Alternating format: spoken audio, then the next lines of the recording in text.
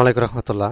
সপ্তম শ্রেণীর প্রিয় শিক্ষার্থীরা কেমন আছো? সবাই আশা করি অনেক ভালো আছো। তোমাদের নতুন বই 2025-এর বিজ্ঞান বইয়ের পঞ্চম অধ্যায়ে আমরা রয়েছি। তো পঞ্চম অধ্যায়ে তোমাদের অনুশীলনী কিছু প্রশ্ন দেওয়া আছে, শূন্যস্থান প্রশ্ন, মূলত 52-53 পৃষ্ঠায়, এবং সংক্ষিপ্ত প্রশ্ন দেওয়া আছে 5টি, বহু নির্বাচনী প্রশ্ন এবং 2টা সৃজনশীল প্রশ্ন দেওয়া আছে। তো সবগুলোর হচ্ছে আমরা আনসারগুলো দেখব। তো শুরুতে শূন্যস্থান পূরণ দেখো। এনজাইম ডে সাহায্য করে, খাদ্য পরিপাকে সাহায্য করে, তাই না? তো আমরা আনসারগুলো দেখি।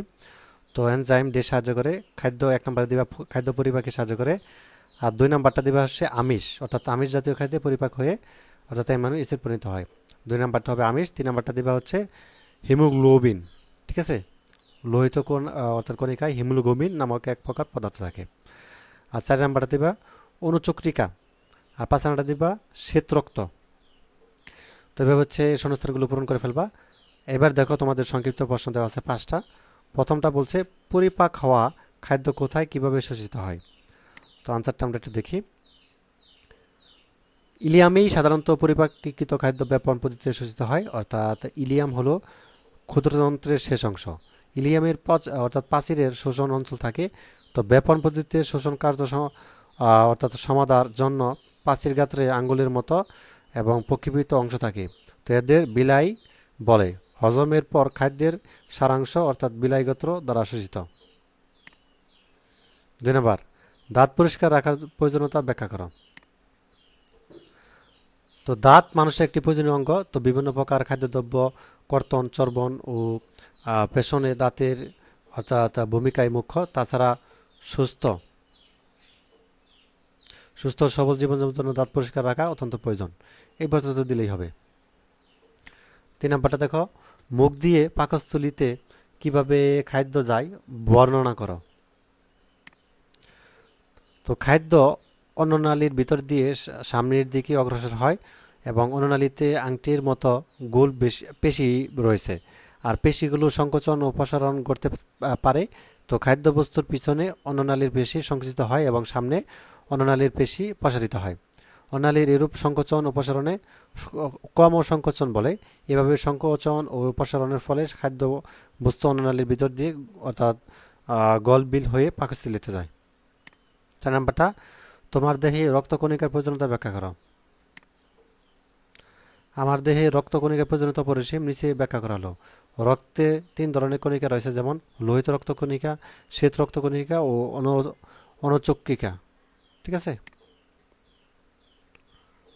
আর এখানে ব্যাখ্যা করা আছে সুন্দরভাবে, এই 3টা হচ্ছে পয়েন্ট দিতে পারো। 5 নম্বর, রক্তনালী আমাদের দেহে কিভাবে কাজ করে। যে নালীর মধ্যে দিয়ে রক্ত প্রবাহিত হয় তাকে রক্তনালী বলে।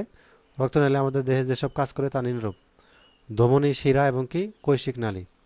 এখানে ধমনী, শিরা এবং হচ্ছে তোমাদের ধমনী, শিরা এবং কৈশিক নালী এখানে দেওয়া আছে, এটুকু হচ্ছে দিয়ে দিবা। বহুনির্বাচনী প্রশ্ন, দেহের সবচেয়ে বড় গ্রন্থি কোনটি? কোনটি হবে? গ নাম্বারটি যকৃত, তাই না? এই যেটা গ নাম্বারটা। লালয় থাকে কোনটি? লালয় থাকে কোনটি? তো টায়ানিলন, পানি, এই যেটা হবে প্রথমটা, টায়ালিন ও পানি। ক নাম্বারটা হবে। একটা উদ্দীপকের আলোকে 4 এবং 5 নং প্রশ্ন উত্তর দাও 3 নং সহ। নিউক্লিয়াস অনুপস্থিত থাকে, এখানে কোনটি হবে? 3 নাম্বারটা। 3 নাম্বারটা হবে তোমাদের এখানে 1 নাম্বার, ঠিক আছে? 1 নাম্বার কোনটা? এই যেটা ক নাম্বারটা, এমএন। পি চিহ্নিত অংশটির কাজ হচ্ছে কি? 4 নাম্বারটা,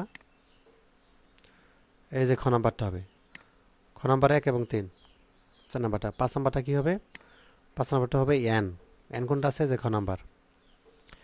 এরপর দেখো সৃজনশীল প্রশ্ন। এখানে একটি চিত্র দেখতে পাচ্ছ, জেড এবং ওয়াই।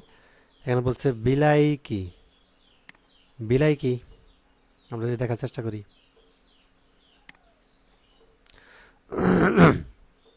তো ক নাম্বার হচ্ছে আমাদের কি বলছে, বিলাই কি?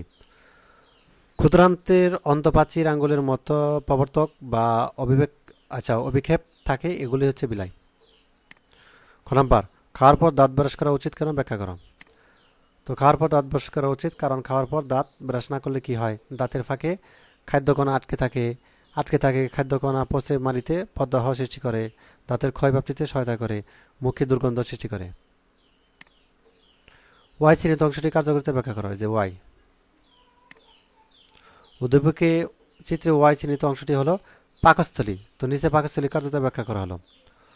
অন্ননালী অর্থাৎ ক্ষুদ্রান্তের মধ্যবর্তী স্থানে পাকস্থলীর অবস্থান। এর আকৃতি থলের মতো। এর প্রাচীর বেশ পুরু ও বেশি বহুল এবং গলবিল ও অন্ননালীর ক্রমসংযোজন ফলে পিচ্ছিল খাদ্যবস্তু এখানে এসে জমা হয়। আর পাকস্থলী নিম্নরূপ কাজগুলো করে কি কি? পাকস্থলীতে সাময়িকভাবে খাদ্যবস্তু জমা থাকে। গ্যাস্ট্রিকের গ্রন্থির হাইড্রোক্লোরিক অ্যাসিড দ্বারা খাদ্য জীবন্ত থাকে। এখান থেকে ব্যাখ্যা করে দেবে। গ নাম্বার, জ্যাট অংশটির ক্ষতিগ্রস্ত হলে মানবদেহে কী ধরনের সমস্যা দেখা দিবে ব্যাখ্যা করো। এই যেটা উদ্দীপকের চিত্রে নির্দেশিত জ্যাট অংশটি হলো যকৃত।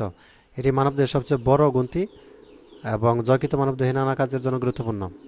পরিপাক এবং শর্করা বিপাক, রক্ত সংক্রান্ত কার্যাবলী, সঞ্চয়মূলক কাজ এবং রক্ষণমূলক কাজ, এখানে কয়েকটা আছে। এগুলো হচ্ছে ব্যাখ্যা, এগুলো হচ্ছে দিয়ে দিবে আর কি।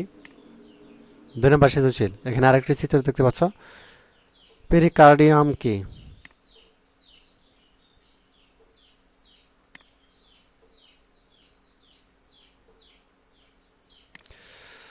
পেরিকার্ডিয়াম হলো হৃৎপিণ্ডের বাইরের স্তর বা আবরণ। খ নাম্বার, লাইপেজ বলতে কি বোঝায় ব্যাখ্যা করো। লাইপেজ হলো অগ্ন্যাশয়ের অ্যাসাইনাস ও ডিটির নাম থেকে নিঃসৃত হওয়া স্নেহ পদার্থ হজমকারী এবং এক প্রকার উৎসেচক, অর্থাৎ এরা চর্বি জাতীয় খাদ্য পরিপাককারী বা লাইপোলাইটিক উৎসেচক। এবং লাইপেজ চর্বির ফেনাকে ভেঙে ফ্যাটি অ্যাসিড ও গ্লিসারলে পরিণত করে। উদ্দীপকে তীর চিহ্নিত পদে কিভাবে রক্ত সঞ্চালিত হয়, এটা এই যে তীর চিহ্নিত। উদ্দীপকের চিত্রে হৃৎপিণ্ডের রক্ত সঞ্চালন প্রক্রিয়া দেখানো হয়েছে। মূলত অলিন্দ ও নেলাউয়ের ক্রমাগত সংকোচন প্রসারণের মাধ্যমে হৃৎপিণ্ডের রক্ত সঞ্চালন সংগৃহীত হয়। এখান থেকে তুমি হচ্ছে আর এই পর্যন্ত ব্যাখ্যা করে দিতে পারো। নাম্বার, উদ্দীপকের অঙ্কটি সুস্থ রাখার জন্য আমাদের কেন সতর্ক অবলম্বন করতে হবে উচিত যুক্তি সহ লেখা।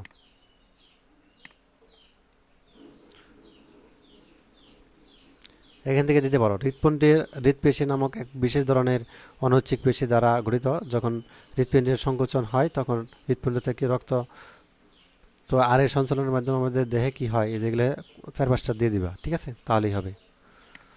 তো এই ছিল উত্তর। পরবর্তী আমরা ষষ্ঠ দিকে শুরু করব। ধন্যবাদ সবাইকে। আল্লাহ হাফেজ।